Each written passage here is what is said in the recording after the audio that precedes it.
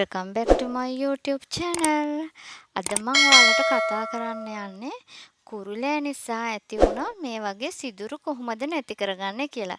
ඉතින් කුරුලෑ වගේම black head, white heads නිසා මේ වගේ සිදුරු ඇති වෙලා ඇති ඔයාගේ මුහුණෙත්. ඉතින් අද අපි බලමු ඒව නැති කරගන්නේ කොහොමද කියලා.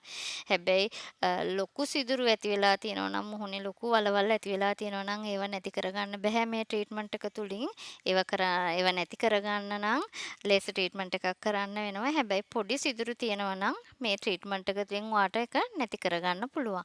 මූලිකවම ඔයාට ඕනේ වෙනවා කෝමාරිකා අයිති දෙකක් හරි තුනක් හරි අරගෙන මේ වගේ වතුර එකක දාලා තියලා ඒක හොඳින් පිරිසිදු කරගෙන පොඩි කෑලි වලට ඔයා මේක කපා ගන්න ඕනේ. අපි කෝමාරිකා ටික මුලින් පිරිසිදු කරගන්න කිව්වේ ඒකේ අරෙන කහපාට දියරය ගෑවුනොත් මූණේ ඇලර්ජි වෙන්න පුළුවන්. ඒකෙන්ද ඒක යනකම් තියලා තමයි අපි මේ වගේ කපලා ජෙල් එක ගන්නෙ. ඔයා මේ වගේ ජෙල් එක අරගෙන ඉති කැරි දෙක තුනකින් එන ජෙල් එක ඔයාට හොඳටම ඇති. එහෙම ජෙල් එක අරගත්තට පස්සේ අපිට ඕනි වෙනවා රෝස වතුර. ඔයාට රෝස වතුර ගෙදර හදා ගන්නත් පුළුවන්. නැත්නම් කඩේ තියෙන රෝස වතුර ගන්නත් පුළුවන්. මේ වගේ පොඩි ප්‍රමාණයක් අරගන්න කෝප් එකක මිලිලීටර් 50ක් විතර අරගෙන අර අපි හදාගත්ත කෝමාරිකායකට මේ රෝස වතුර ටික කලවම් කරලා විනාඩි 5ක් විතර තියන්න ඕනේ. ඒ වගේම අපිට ඒකට ඕනි වෙනවා දෙහි. දෙහි බිංදු 3ක් විතර තමයි අපි මේකට දාන්න. ඊට වඩා ප්‍රමාණයක් දාන්න එපා. කෝමාරිකා වලින් වගේම ඔයාගේ මුහුණේ ඒ කියන්නේ ස්කින් එක ටයිට් කරනවා දෙහි වලිනුත්. ඒකින්ද ඔයාගේ මේ ඇරිලා තියෙන සිදුරු වැහෙන්න උදව් වෙනවා කෝමාරිකා වගේම දෙහි.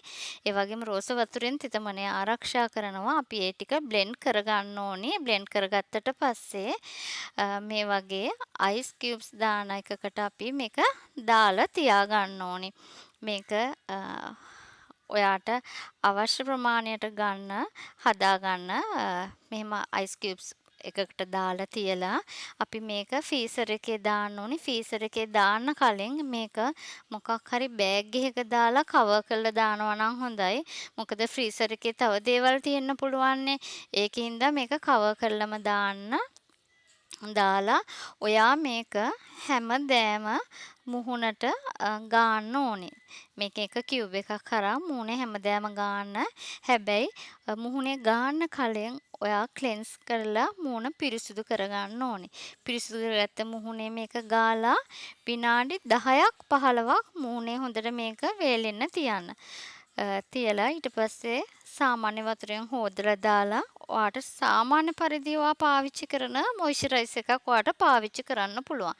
හැබැයි ඔයා අඩුම තරමේ මේක මාසයක්වත් පාවිච්චි කරන්න ඕනේ. ඉතින් ඔයාලට ප්‍රතිඵල මේකේ බලා ගන්න පුළුවන්. ඔයා මේ විදියට මාසයක් මේ ට්‍රීට්මන්ට් එක කරොත් කුරුලෑ නිසා ඇතිවෙච්ච සිදුරු වගේම මුහුණේ තියෙන කුරුලෑ තියෙනවා නම් ඒවත් මේ ට්‍රීට්මන්ට් එක තුළින් ඔයාලට නැති කරගන්න පුළුවන්. ඉතින් ඔයාලත් මේ විදියට මේ ට්‍රීට්මන්ට් එක කරලා බලලා ප්‍රතිඵල කමෙන්ට් කරන්න. මාව සබ්ස්ක්‍රයිබ් කරලා නැත්නම් අදම සබ්ස්ක්‍රයිබ් කරන්න. බෙල් අයිකන් එක ක්ලික් කරන්න. ඔයාලට සුබ දවසක්.